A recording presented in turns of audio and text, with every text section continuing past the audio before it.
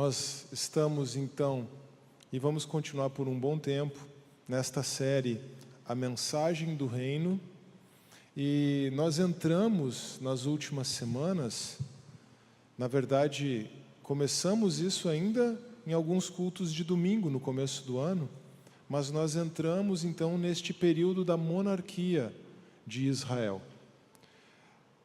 Talvez algo muito significativo da mensagem da semana anterior, 2 semanas atrás, 2 quintas-feiras atrás, foi aquele contraste entre um rei obstinado, Saul, e um rei segundo o coração de Deus, Davi.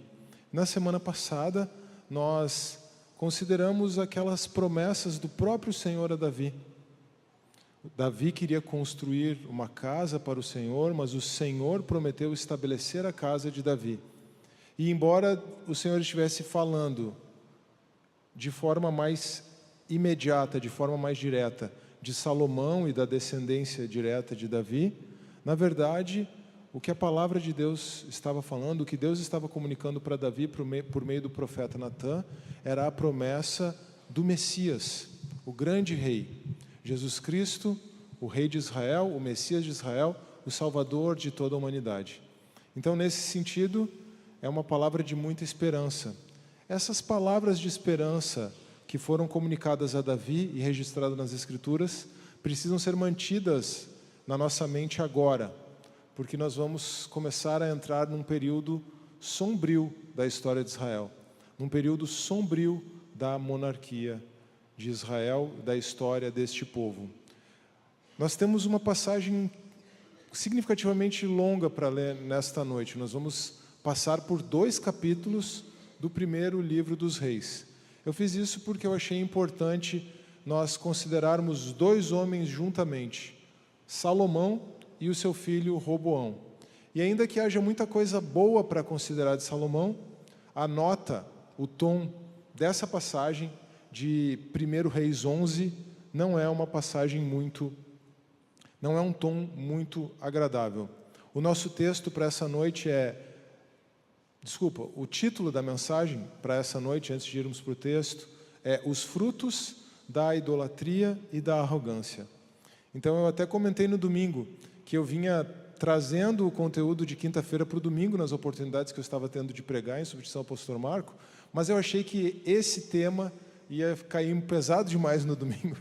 Então eu entendi que aquela mensagem sobre o Salmo 90 e sobre considerarmos como viver sabiamente no tempo da nossa vida era algo mais adequado. Mas nesta noite nós não temos como escapar dos frutos da idolatria e da arrogância, certo? E os frutos da idolatria e da arrogância são ruína e divisão. Já trazendo uma resposta aqui. Quais são os frutos da idolatria e da arrogância? Os frutos da idolatria e da arrogância são ruína e divisão. E nós vamos ver isso nesta noite, no texto de 1 Reis.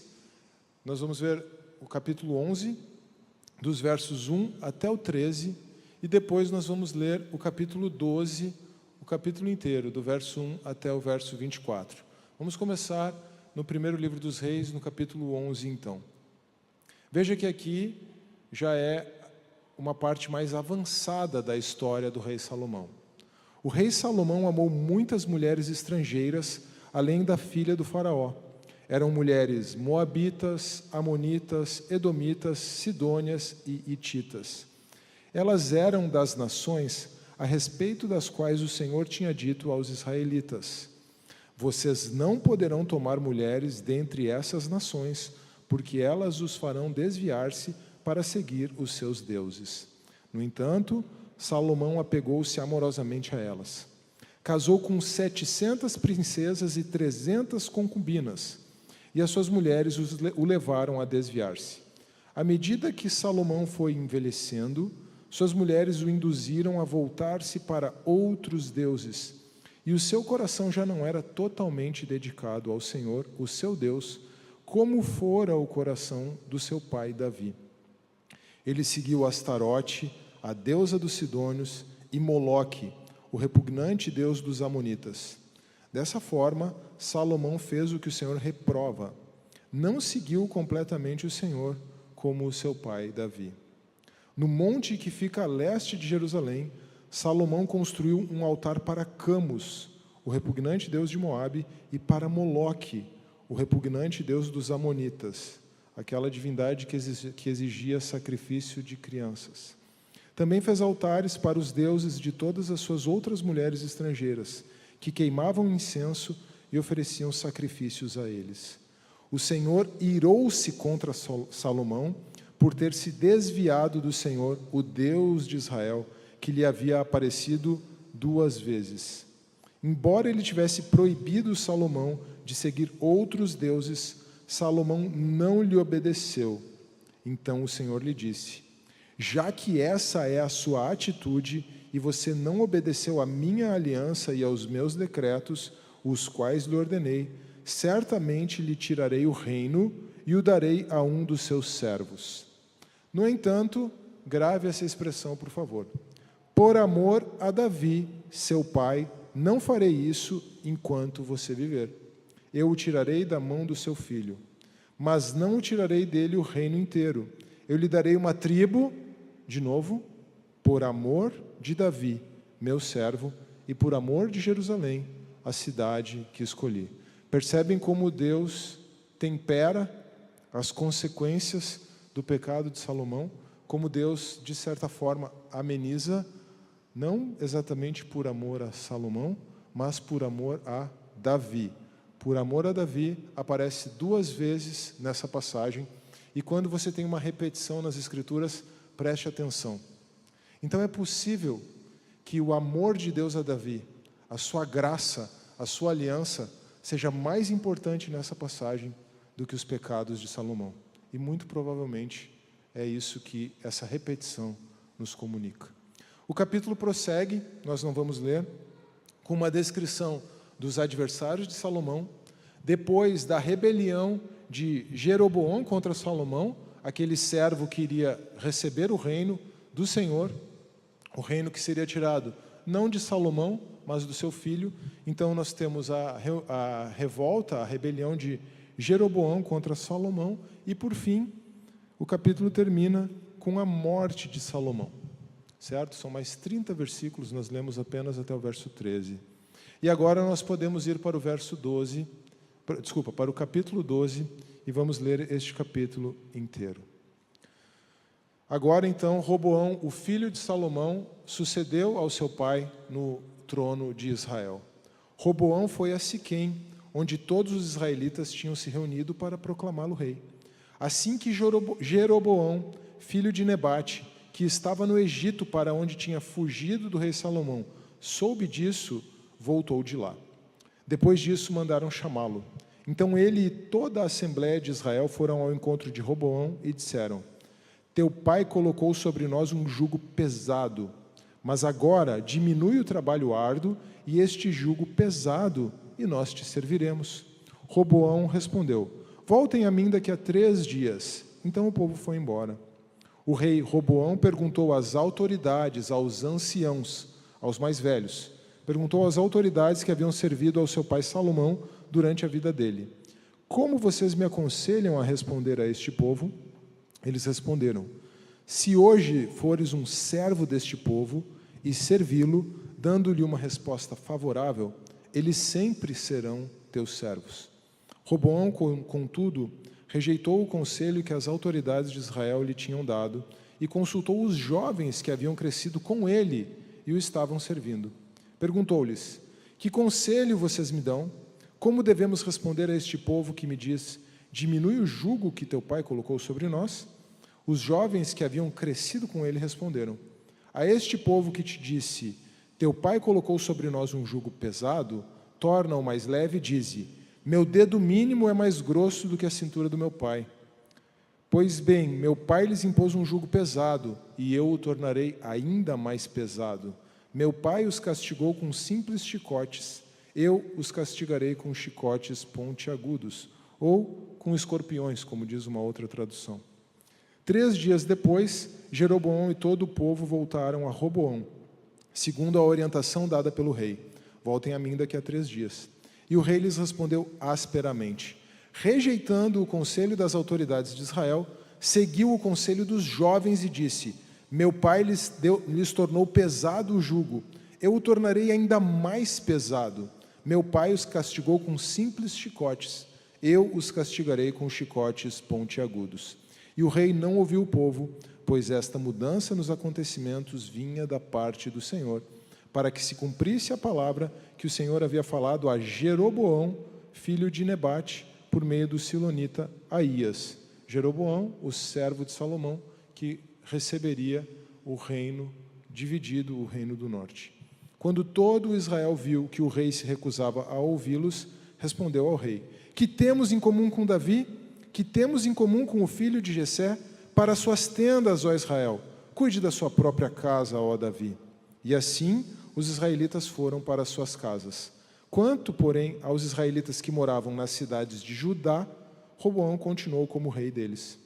O rei Roboão enviou Adonirão, chefe do trabalho forçado, mas todo Israel o apedrejou até a morte. O rei, contudo, conseguiu subir em sua carruagem e fugir para Jerusalém. Dessa forma, Israel se rebelou contra a dinastia de Davi e assim permanece até hoje. Quando todos os israelitas souberam que Jeroboão tinha voltado, mandaram chamá-lo para a reunião da comunidade e o fizeram rei sobre todo Israel.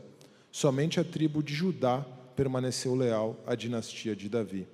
Quando Roboão, filho de Salomão, chegou a Jerusalém, convocou 180.000 homens de combate das tribos de Judá e de Benjamim para guerrearem contra Israel e recuperarem o reino.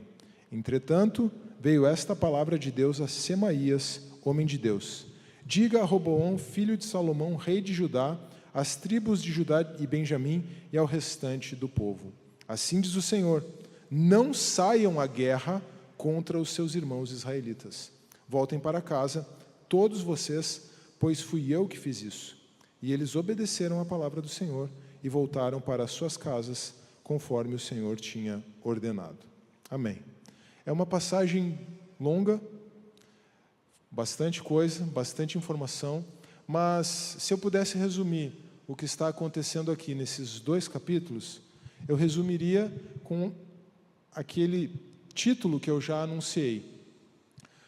Eu diria que os frutos da idolatria e da arrogância são ruína e divisão. Os frutos da idolatria e da arrogância são ruína e divisão. E no texto ainda nós vemos isso a partir, primeiro, da idolatria de Salomão, que levou Israel à ruína. Depois, nós vemos que a arrogância de Roboão levou Israel à divisão. Mas, contudo, a graça de Deus manteve acesa a chama de Davi. Vamos começar considerando a idolatria de Salomão, que levou Israel à ruína.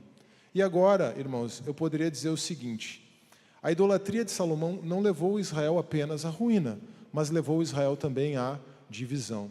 A ruína decorrente dessa idolatria de Salomão, ela é projetada na história. Porque assim que a idolatria entra, pelo rei, pelo mais sábio de todos os reis, o que é o mais irônico da passagem, assim que a idolatria entra, ela é uma praga que se aloja no povo, não que o povo não fosse idólatra já desde que saiu do Egito. Essa tensão é constante desde o livro do Êxodo. Mas, então, a idolatria entra por meio daquele que tem autoridade, e aí, então, a ruína está projetada. A ruína é inevitável. Mais ou menos 400 anos depois disso, o resultado é o cativeiro babilônico. Então veja, nós temos a ruína como resultado da idolatria. Isso já estava profetizado pela lei. E Salomão, de forma inadvertida, desobedeceu a lei do Senhor e permitiu, então, que essa maldição se colocasse sobre o povo de Israel. Mas nós poderíamos aplicar as outras 2 ideias a Salomão também. A idolatria de Salomão levou à divisão dos reinos, certo? Eu só dividi entre a idolatria de Salomão e a soberba ou a arrogância de Roboão e as consequências de forma didática, mas tudo se aplica aos 2, ou pelo menos tudo se aplica de forma muito clara a Salomão. Podemos dizer que a idolatria de Salomão também levou à divisão. A única diferença, nós vimos isso, é que o Senhor Não permitiu que a divisão acontecesse durante o reino de Salomão, mas durante o reino do seu filho, Roboão, por amor a Davi. E por amor a Davi, o Senhor não entregou o reino todo nas mãos do servo de Salomão, Jeroboão, mas manteve a tribo de Judá com a descendência de Davi. Isso aqui é muito importante também. Então, nós podemos dizer que a idolatria de Salomão levou à ruína, mas também à divisão na geração seguinte. Mas nós também poderíamos dizer que não foi apenas a idolatria de Salomão, mas a arrogância de Salomão. Porque, irmãos, quando alguém sabe o que a palavra de Deus ensina, quando alguém conhece os ensinamentos da palavra de Deus, sabe que um determinado caminho é um caminho de morte, e ainda assim toma esse caminho, e é claro que essa era a condição de Salomão. Salomão não era um insensato, não era um ignorante. Ele foi insensato, mas ele não era um ignorante. Ele era o homem mais sábio, o que mais conhecia as coisas do seu tempo, pelo menos. No final da sua vida ele não foi tão sábio assim. Mas quando alguém, sabendo das advertências da palavra de Deus, decide seguir o caminho contrário, isso não é uma expressão máxima de arrogância? Essa foi a arrogância de Adão e Eva no jardim. Eles disseram: deixa que da nossa vida nós cuidamos, e comeram do fruto da árvore do conhecimento do bem e do mal. Quando alguém sabe o que a palavra de Deus diz, quando alguém sabe os alertas da palavra de Deus sobre as consequências do pecado e ainda assim se entrega ao pecado, isso não é uma expressão de arrogância? Isso não é uma expressão de impetuosidade? Então veja, de certa forma, a figura de Saul também está presente aqui, com a sua soberba, com a sua impetuosidade. E isso tudo nós vemos também no final da vida de Salomão. A gente é muito acostumado com o começo da vida de Salomão, né? Talvez alguns tenham sido até pegos de surpresa com essa passagem aqui, porque a gente lembra do sonho de Salomão, não é? Deus aparece para Salomão em sonho. O texto diz que Deus apareceu 2 vezes a Salomão, e Deus pergunta, logo no começo do seu reinado, o que ele queria, o que Deus poderia fazer por ele. E aí Salomão diz: apenas que eu tenha sabedoria para governar esse povo. Aí Deus diz: olha, você poderia ter me pedido riquezas, você poderia ter me pedido que eu derrotasse seus inimigos, mas você apenas pediu sabedoria. Então eu vou te dar sabedoria, vou te dar riquezas e ainda vou derrotar os seus inimigos, vou fazer que você viva em paz. Na verdade, para a sorte de Salomão, os inimigos já tinham sido todos derrotados pelo seu pai, Davi. Ontem a Nina me perguntou, a Nina está lá no Kids hoje, é a primeira vez que ela está lá contando historinha para as crianças. Ela me perguntou qual seria o título da mensagem hoje. E eu disse: filha, não é um título muito legal para... não é um tema muito legal para compartilhar com as crianças, né, para você se inspirar na mensagem. Eu falei, os frutos da idolatria e da arrogância dela. Não, papai, mas quem é que são os reizinhos que você vai falar lá? Então tá. Então é Salomão. Tem um monte de história boa para contar de Salomão. Isso aí, filho. Então conta as histórias boas de Salomão para as criancinhas. Então Salomão tem aquelas histórias. Ele teve aquela decisão muito sábia quando aquelas 2 mulheres estavam disputando sobre a criança, lembra? Corta no meio. É claro que ele não queria cortar a criança no meio, mas ele sabia que a verdadeira mãe iria abrir mão do filho para vê-lo com vida, ainda que com outra pessoa. Foi ele que de fato construiu o templo, é ele quem dedica o templo e ouve novamente palavras diretamente vindas do Senhor. Ele até corrigiu o equívoco teológico do seu pai Davi. Lembra que eu falei disso na semana passada? Davi queria construir uma casa para o Senhor. Quando vai dedicar o templo, Salomão diz: Deus, eu sei que tu não habitas em templos, em casas, em prédios construídos por mãos humanas, mas concede-nos a graça da tua presença. Veja só que homem notável esse. Veja como Salomão começou bem. Mas não basta começar bem, é preciso terminar bem. Aliás, melhor do que começar bem é terminar bem. Muitos começam muito bem a sua caminhada cristã e depois simplesmente se afastam do Senhor. E nós poderíamos pensar em tantos exemplos, não necessariamente apenas de pessoas do nosso convívio, mas de grandes figuras aí que foram muito proeminentes no meio evangélico brasileiro e depois se tornaram motivo de escândalo para o Evangelho. Melhor do que começar bem é terminar bem. E veja que interessante, o fato é que Salomão teve um período de paz.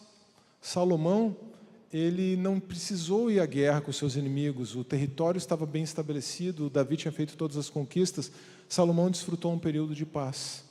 E aí é inevitável lembrar daquele ditado: mente vazia é oficina do diabo.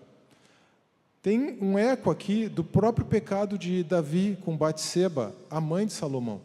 O fruto daquele pecado foi um bebê que acabou morrendo, e depois Salomão nasceu, Deus perdoou e tudo mais.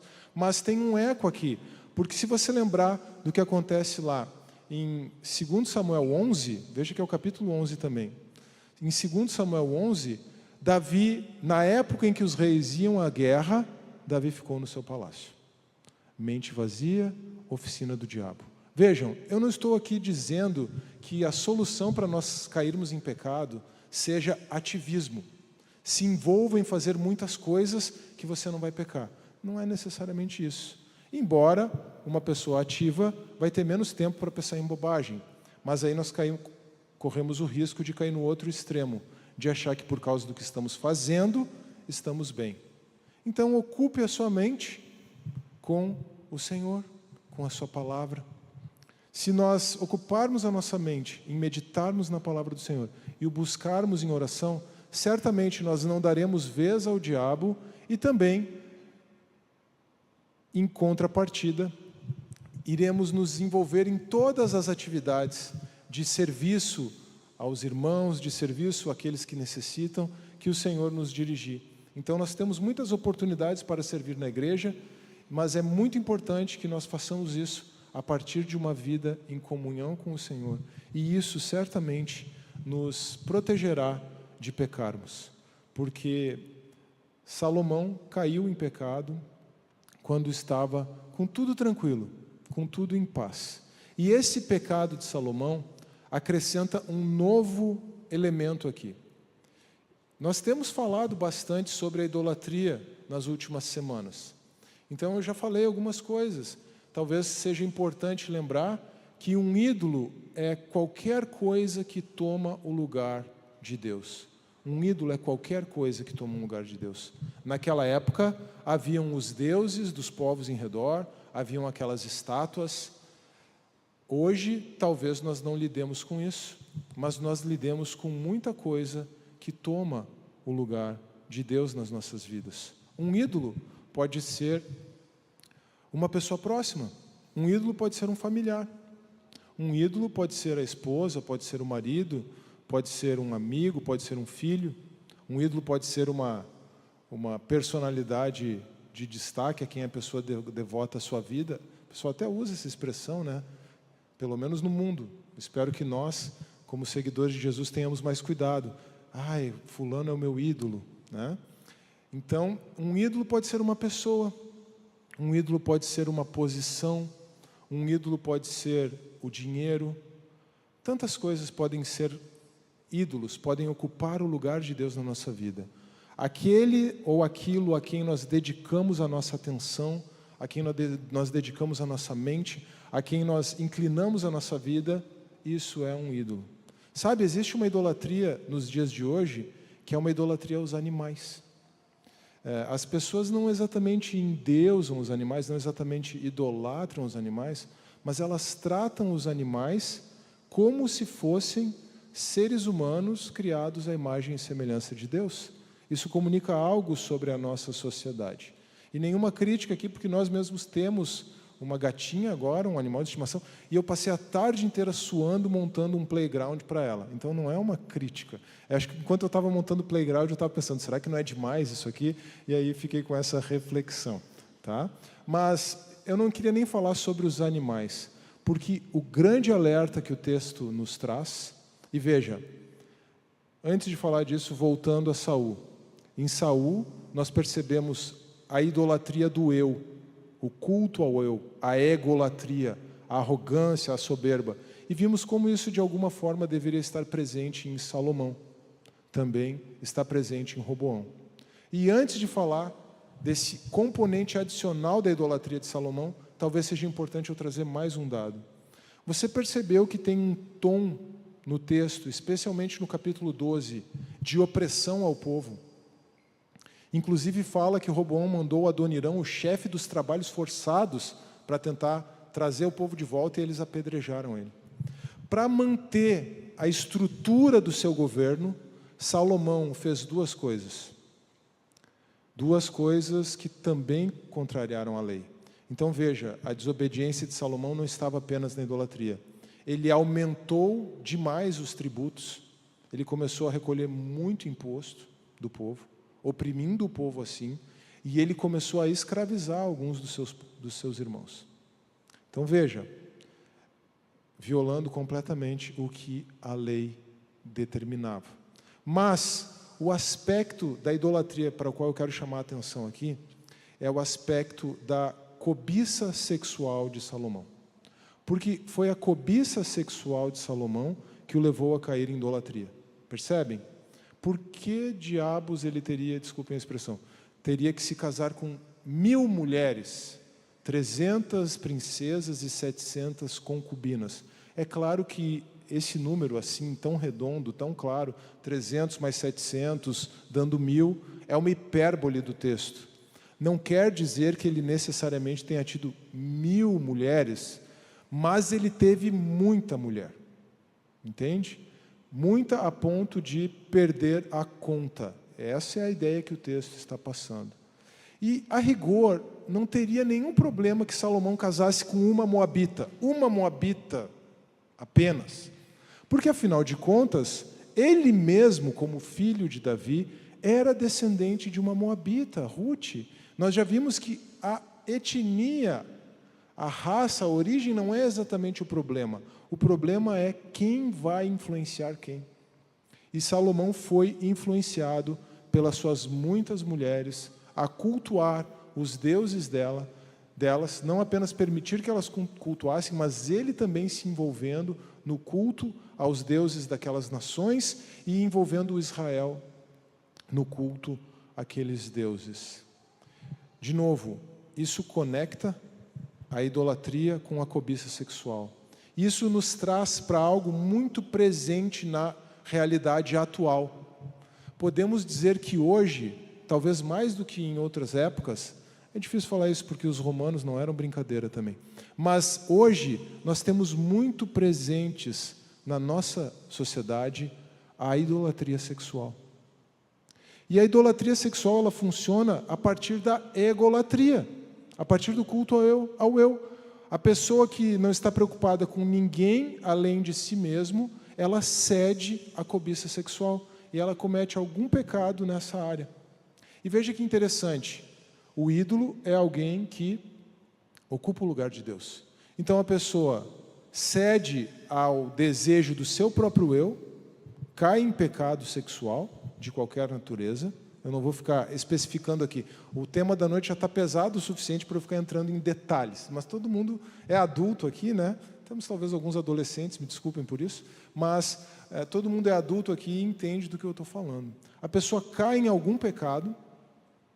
E aí, então, aquele vazio que havia dentro do seu coração, que a levou a pecar, a levou a buscar um ídolo no lugar de Deus na satisfação sexual, aquela pessoa, então, a esse vazio soma a vergonha.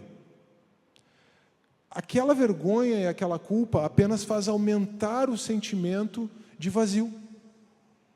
E em vez da pessoa buscar o Senhor, o que ela faz? Ela normalmente se afunda ainda mais na idolatria sexual. Vejam, irmãos, nós temos hoje, na mão de todos nós, possíveis altares da idolatria sexual. Por isso precisamos ter muito cuidado, especialmente os homens, mas qualquer um. Precisamos ter muito cuidado porque carregamos potenciais altares de idolatria sexual. Mente vazia é a oficina do diabo. E esse tipo de cobiça sexual, de fato, leva à ruína e à divisão. Leva à ruína pessoal, porque a pessoa se afunda naquilo, aquilo se torna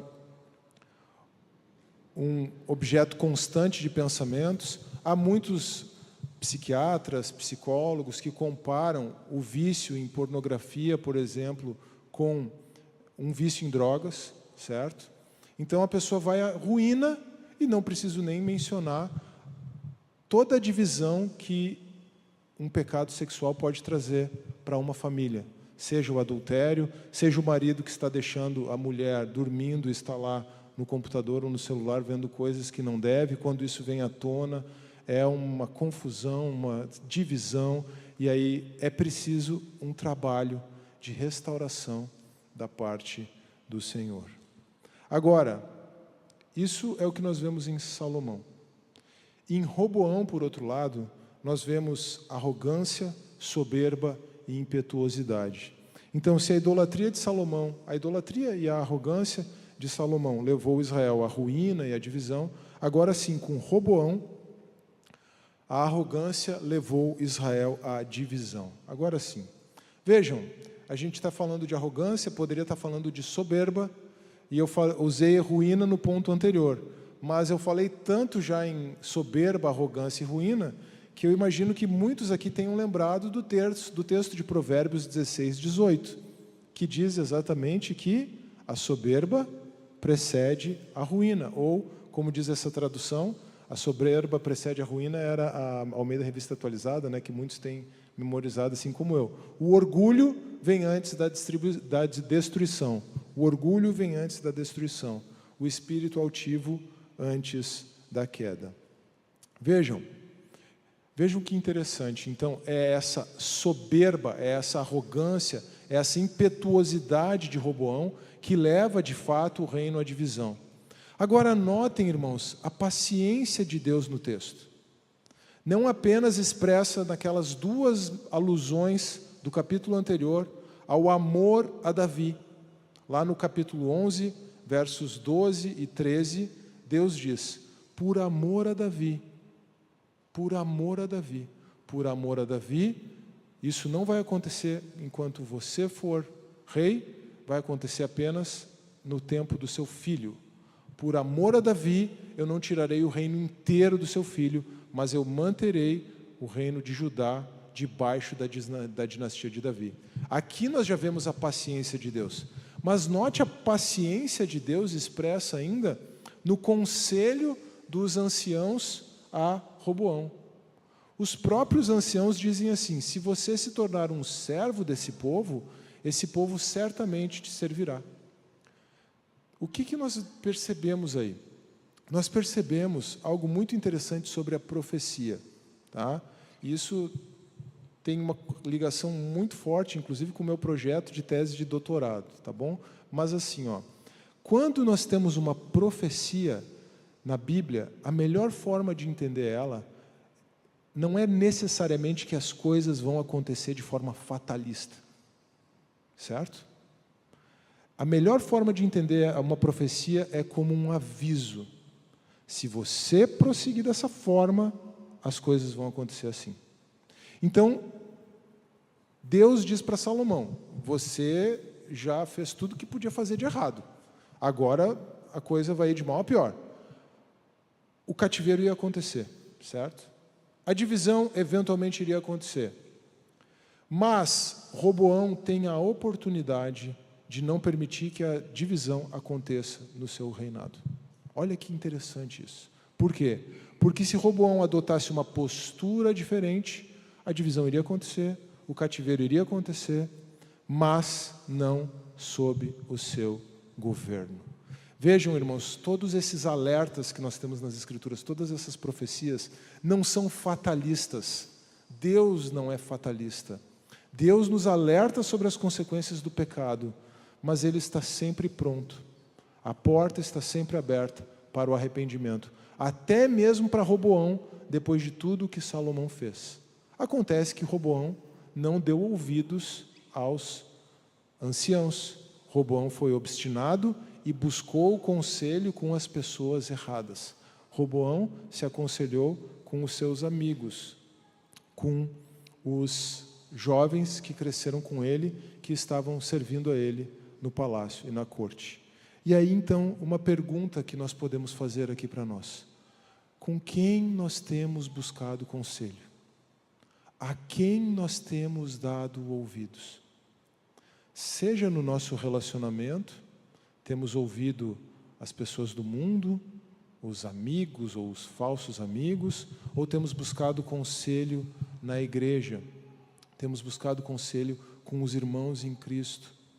Será que temos ouvido algum guru de Instagram, aí, algum influencer, damos a nossa atenção e pautamos a nossa vida pelo que os influencers do Instagram têm dito e ensinado, e deixamos de lado conselhos mais simples, mais práticos, mais factíveis, mais reais, que a pessoa do nosso lado, talvez o nosso familiar, o nosso irmão, o nosso amigo, está nos dando? É muito mais fácil ouvir um influenciador do Instagram do que ouvir a pessoa que está na mesma casa conosco. Mas será que não é a ele ou a ela que devemos dar ouvidos? E, irmãos, aqui eu conecto novamente com o assunto anterior. Para vencer a idolatria sexual, precisamos de conselho. Precisamos buscar alguém que possa nos ouvir, nos aconselhar, orar juntamente conosco. Então não podemos tomar o caminho de Roboão, o caminho da soberba, da autossuficiência, porque isso certamente levará à ruína e à divisão. Mas então o que acontece é que o reino é dividido. E aqui eu vou parar um pouco essa nossa reflexão para introduzir alguns elementos bem importantes da sequência dos livros da Bíblia aqui, tá bom? Preste bastante atenção nisso, porque talvez você possa ter alguma dificuldade em ler esses livros dos reis e depois das crônicas e não entender muito bem. Às vezes você pode se perder, se atrapalhar ao ler os livros dos reis, porque uma hora está falando de Judá, outra hora está falando de Israel, e aí você já não sabe de quem que está falando. Então é muito importante você perceber que a partir desse momento aqui, com Roboão e Jeroboão, os reinos se dividem. O reino do norte passa a ser identificado como Israel ou Efraim, e segue o seu curso. O reino do sul, Judá e Benjamim, apenas com o nome de Judá, segue o seu curso. Os reinos estão divididos. E vejam como a soberba realmente causa divisão. Quase aconteceu uma guerra civil. Percebeu que quase que o pessoal do norte, ou o pessoal do sul, se voltou em guerra contra o pessoal do norte. Quase aconteceu uma guerra civil aqui. Israelitas lutando contra israelitas. Não aconteceu na geração de Roboão porque o Senhor interviu. O Senhor avisou, alertou. Mas gerações depois, essa guerra civil de fato vem a acontecer e o norte guerreia contra o sul. E o sul guerreia contra o norte. Então, realmente, a idolatria e a soberba dividem aquilo que não deve estar dividido. O povo de Israel, irmão contra irmão, marido contra mulher, pais contra filhos, filhos contra pais. É isso o que a soberba, é isso que a idolatria produz. Mas então, voltando a Israel, reino do norte e reino do sul. A partir desse momento, nós estamos no primeiro livro dos reis. Então, o primeiro e o segundo livros dos reis, que originalmente eram um livro só, os livros dos reis, então, começam a apresentar em paralelo as histórias do reino do norte e do reino do sul. Reino do norte, Israel, reino do sul, Judá. Tudo bem? Até o cativeiro babilônico. Na verdade, acontecem dois eventos bem importantes. Acontece o cativeiro assírio, no ano 722 a.C. Então, veja, esse reino do norte não dá nem para chamar de dinastia do reino do norte, porque depois de Jeroboão é um usurpador do reino atrás do outro. E no reino do norte, a tendência, a tônica, é que os reis não andam no caminho de Davi, e você tem a idolatria, e você tem uma série de consequências, de tal forma que, cerca de 200 e poucos anos depois disso, o reino do norte é derrotado pelos assírios.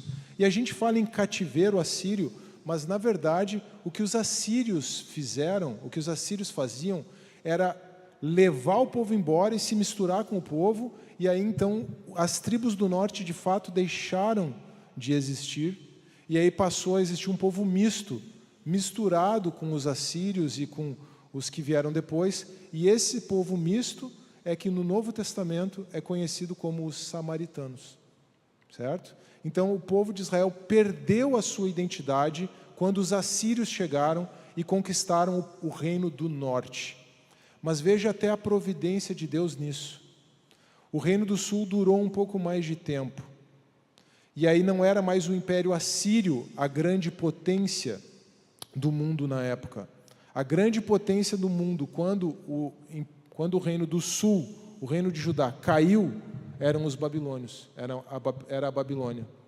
E os babilônios, diferentemente dos assírios, ou babilônicos, os babilônicos, diferentemente dos assírios, eles preservavam a identidade do povo. Eles levavam o povo em cativeiro, mas eles preservavam a identidade do povo. Então o povo de Judá manteve a sua identidade. Deus manteve uma lâmpada acesa para Davi em Judá. Até ao olharmos para a história, nós vemos a providência divina. Então o povo de Judá é levado em cativeiro. O que se diz, o que os estudiosos afirmam, é que os livros dos reis teriam sido compostos ou receberam a sua forma final durante o período do cativeiro babilônico. Faz sentido, porque termina com o cativeiro, então aquele material todo foi reunido, foi escrito ou reunido na época do cativeiro babilônico. E nós temos a história de Judá e de Israel, Reino do Sul e Reino do Norte.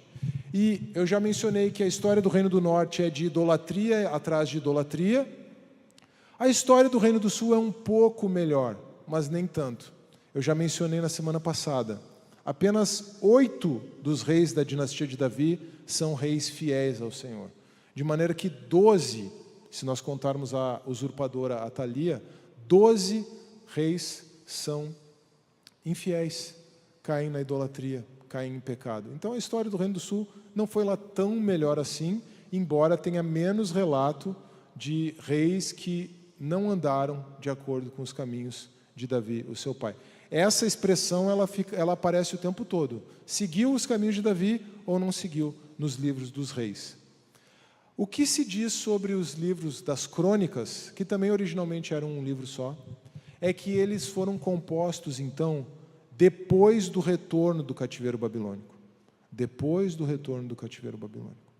E aí, então, tem uma coisa muito interessante. Não tem a história do Reino do Norte nas crônicas. Não tem, simplesmente não tem. Não vai acompanhar aqueles reis todos do norte lá a partir de Jeroboão. É só a história do Reino do Sul. E outra coisa, tem bem menos relato de pecado nos livros das crônicas. Por quê? Porque o objetivo agora já não é mais olhar para toda a desgraça na qual o povo se meteu.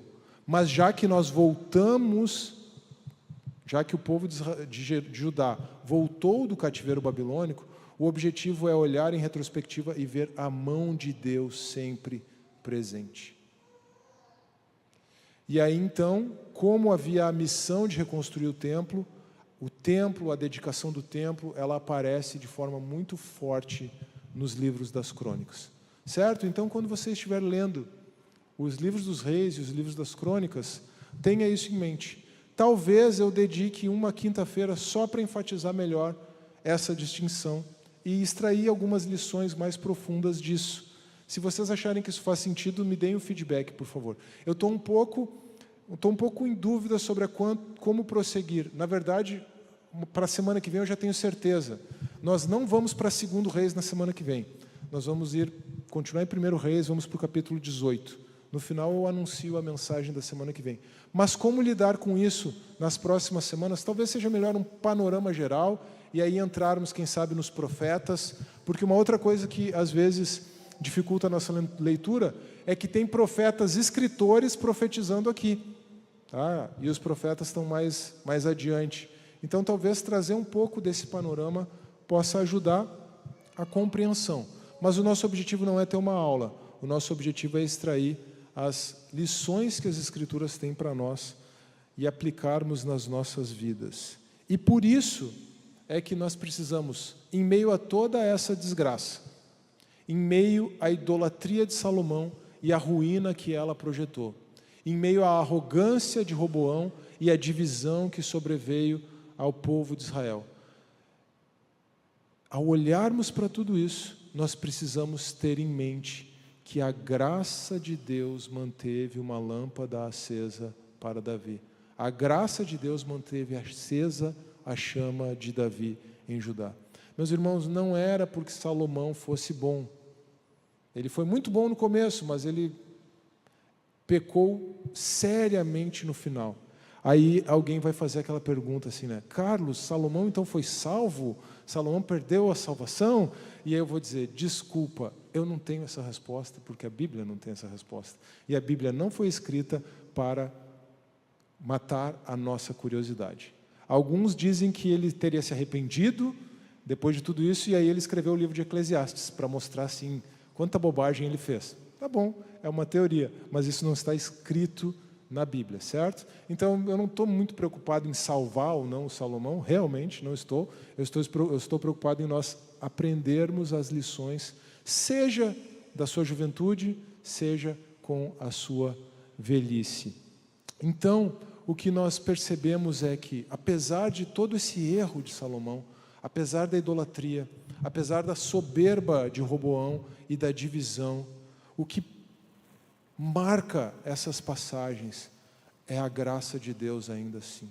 Lembrem, irmãos, por favor, mais importante do que o relato do pecado de Salomão no capítulo 11 é a expressão por amor a Davi, que aparece 2 vezes, uma no verso 12 e uma no verso 13.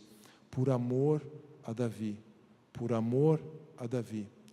Por amor a Davi, Deus mantém uma chama acesa em Judá. É exatamente isso que o 2º livro dos Reis, no capítulo 8, verso 19, afirma. Entretanto, por amor ao seu servo Davi, o Senhor não quis destruir Judá. Aqui o livro já está tratando das consequências dos pecados dos reis de Judá. Por amor ao seu servo Davi, o Senhor não quis destruir Judá. Ele havia prometido manter para sempre uma lâmpada para Davi e os seus descendentes. É aquela promessa lá de 2 Samuel 7, que nós vimos na semana passada. Deus poderia ter destruído o reino de Judá. Eles fizeram por merecer. Eles caíram em idolatria e a coisa foi feia. Mas, por amor ao seu servo Davi, Deus manteve acesa uma chama em Judá.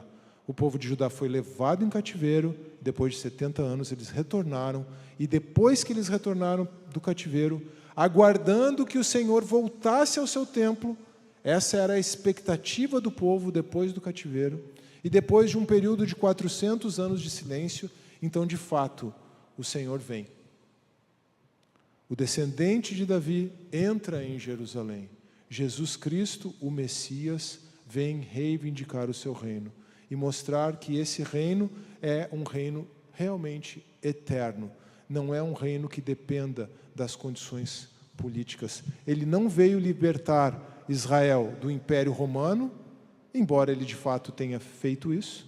Ele veio libertar o seu povo dos seus pecados. É muito interessante, irmãos. A idolatria leva à ruína e à divisão.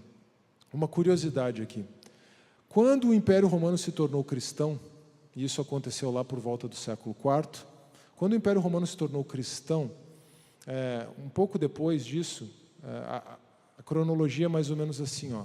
Constantino torna o cristianismo uma religião tolerável, no ano 313, o Edito de Tolerância. No ano 380 depois de Cristo, Teodósio torna o cristianismo a religião oficial do Império Romano. Um pouco depois, cerca de 30 anos depois, os bárbaros saqueiam Roma. Os bárbaros saqueiam Roma. E olha só que interessante. Os romanos então dizem, isso aconteceu porque nós nos afastamos dos nossos deuses e começamos a seguir esse Deus aí.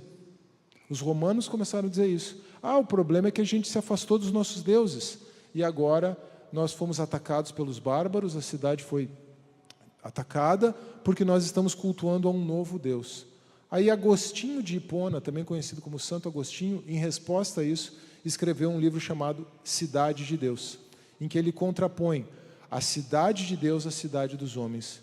A cidade de Deus é a cidade da graça, do amor, do reino de Deus, e a cidade dos homens é a cidade da cobiça, da idolatria, da depravação. E ele vai até Caim e Abel na sua jornada para fazer essa reconstrução histórica. E o que Agostinho diz para os romanos é: não foi servir a Jesus que fez com que a cidade fosse arruinada.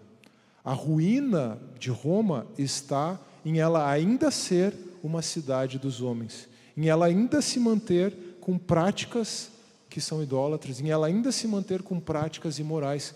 Foi a idolatria da história, foi a imoralidade da história, a imoralidade das elites, é isso que levou à queda de Roma.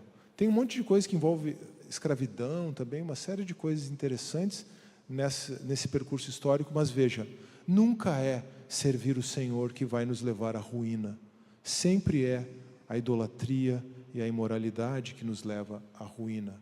Agora, que lição nós extraímos desse texto ao olharmos para a graça de Deus que manteve acesa uma chama em Judá para Davi? A lição que nós podemos extrair, irmãos, é que não importa quão profundo tenha sido o pecado, não importa quão sério foi o pecado, o Senhor se manteve gracioso. O Senhor não levou à última consequência aquela ruína. Percebem? Não importa quanto o pecado já tenha promovido ruína ou divisão nas nossas vidas, pela sua graça, o Senhor nos manteve até aqui. E a graça de Cristo pode restaurar aquilo que foi arruinado. A graça de Cristo pode reunir aquilo que foi dividido ou separado. Sempre, seja numa situação mais drástica, em que um casal está se separando ou até mesmo separado, seja numa situação aparentemente menos drástica, em que o marido e a mulher simplesmente não estão conversando direito. A graça de Cristo pode promover união daquilo que está dividido, daquilo onde há separação. O Senhor pode nos levantar da ruína que o pecado trouxe às nossas vidas e nos colocar de pé novamente na sua presença. Nesta noite nós consideramos o texto de 1 Reis 11 e 12. Nós vimos que os frutos da idolatria e da arrogância são ruína e divisão. Nós vimos que a idolatria de Salomão levou Israel à ruína. Nós vimos que a arrogância de Roboão levou Israel à divisão. Contudo, a graça de Deus manteve acesa a chama de Davi. E como eu mencionei, não importa as consequências do pecado na nossa vida. É claro que importa, elas importam muito. O pecado traz sofrimento, o pecado traz ruína, o pecado traz divisão. Mas o que eu quero dizer é que acima de todas essas consequências está o Senhor e a sua graça. Assim como Deus cuidou de Judá e permitiu que aquele reino caísse apenas para os babilônicos e não para os assírios. Aliás, se você estudar no livro dos reis, em crônicas, até mesmo em Isaías e nos Salmos, o Salmo 48 e o Salmo 49, a história do cerco dos assírios a Judá durante o tempo do rei Ezequias, você vai perceber que realmente foi a mão de Deus que não permitiu que Judá caísse, que Jerusalém caísse para os assírios. Agora, assim como Deus preservou Israel e apenas permitiu que o pecado cobrasse o seu fruto durante o domínio da Babilônia, e com isso o povo de Judá, assim como Deus preservou o povo de Judá, destruiu Israel, o reino do norte, mas preservou o povo de Judá e permitiu que Jerusalém caísse apenas na época dos babilônicos, assim também o Senhor nos preserva. Assim também o Senhor restringe, pela sua graça, as consequências do pecado na nossa vida. Assim também o Senhor está sempre com as portas abertas para que nos arrependemos e nos voltemos para Ele. A chama está acesa na nossa casa, assim como o Senhor manteve acesa uma chama para Davi. em Judá. O que precisamos fazer? Apenas reconhecer isso. Se há alguém aqui nessa noite que precisa reconhecer diante do Senhor que a soberba e a idolatria têm causado divisão e ruína na sua vida, eu gostaria de convidar você, de forma muito especial, a orar ao Senhor nesta noite. Mas, se há pessoas que estão aqui mais tranquilas, puxa, eu não tenho nada assim que esteja me incomodando. Fez sentido o que você falou, Carlos, mas nada assim, nada veio à minha consciência. Talvez você possa estar lembrando de situações do passado, na qual o Senhor preservou você.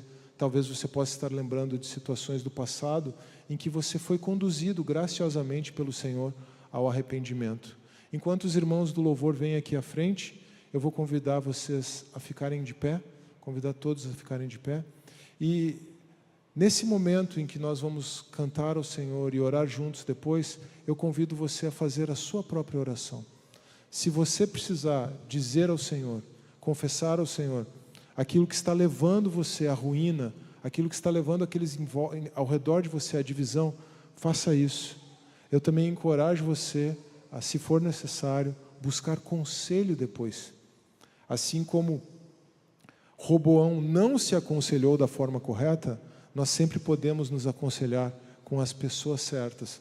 Busque conselho entre os irmãos, busque conselho, você pode marcar um tempo com o pastor Marco no gabinete, mas não deixe que o pecado afete mais a sua vida. Não deixe que o pecado promova mais ruína e divisão na sua vida. Na verdade, como Cristo restaurou a sorte de Judá, como Cristo restaurou a sorte do seu povo, e como Cristo veio trazendo salvação para todos, Ele também está aqui, e Ele está presente na sua vida para trazer salvação, restauração, cura e libertação a você e a todos nós. Vamos louvar o Senhor? E nós nos consagramos a Ti, Deus. Nós reconhecemos que é só pela Tua graça que a nossa própria soberba, os nossos próprios ídolos, os ídolos da nossa vida, não nos levam à ruína. É só pela Tua graça que a divisão não é ainda maior. É só pela Tua graça que nós somos sempre chamados ao arrependimento. Somos sempre chamados a coroar como Rei das nossas vidas aquele que é o verdadeiro Rei, aquele que por direito de criação e por direito de redenção pode se assentar no trono das nossas vidas. Nós fazemos isso nesta noite, Senhor, e nós clamamos, eu clamo juntamente com os meus irmãos aqui, que a Tua luz brilhe e venha a levantar dos escombros quem está em ruínas ou quem está olhando para frente e vendo a ruína na sua vida. Que a Tua poderosa mão venha a afastar toda a divisão promovida pela idolatria e pela soberba nas nossas vidas. Mas acima de tudo, que nós sejamos chamados ao arrependimento, que sejamos chamados a nos voltar a Ti e a Te buscar com um coração sincero, porque quem Te busca com um coração sincero, Tu não rejeitas, Senhor. Tu poderias ter estendido a Tua graça até mesmo a Roboão, se ele tivesse adotado a postura correta. Quanto mais a nós, que estamos em Cristo Jesus e que fomos comprados pelo precioso sangue do Cordeiro sem mácula. Estende a Tua graça a nós, Deus. Nós Te pedimos. Recebe o nosso louvor e a nossa adoração nesta noite. Em nome de Jesus. Amém.